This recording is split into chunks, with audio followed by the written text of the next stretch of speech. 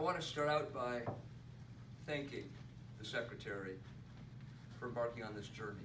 And I think I know a little better than most because I have run for statewide office in California twice, and having run for governor, which is probably the second biggest election after president. It is all-consuming. It is challenging in ways you cannot begin to understand.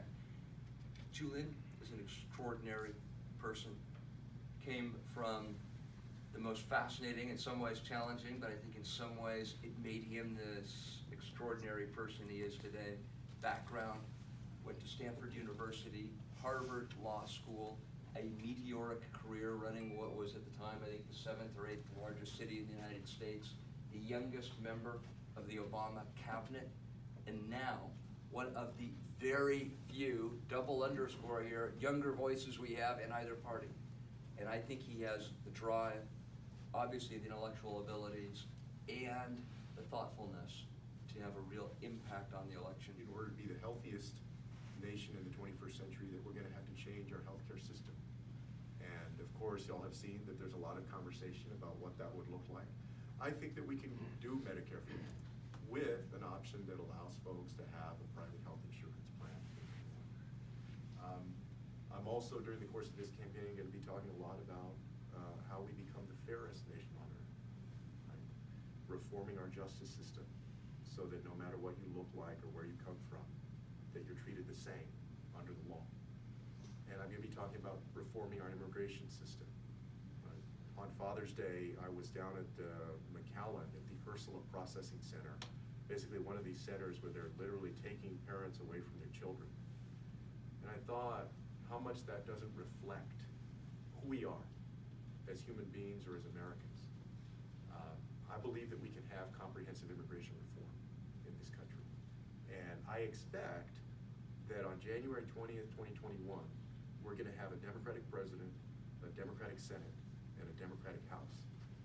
And the lesson of 2009 and 2010 is don't wait. This time we will have an opportunity to actually get it done. And then finally, you know, and we'll talk a little bit more about issues as people have questions, but we're not just talking in this campaign, we're also living these values. You know, we're paying our interns at least $15 an hour.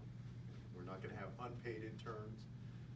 We're supporting the unionization of campaign staff if they want to unionize. We have a strong policy against sexual harassment. And so we're setting up the kind of organization that I think people can be proud of and that will reflect the kind of president that I would be. Do you have your pitch on solving income inequality without going off the deep end? I think that we have, I think that we have to root it, first of all, in a positive message, but to say, essentially, that right now, Washington, D.C. is tilted or rigged completely in favor of folks that are already doing well, you know, especially these big corporations, and the Trump tax cut is a good example.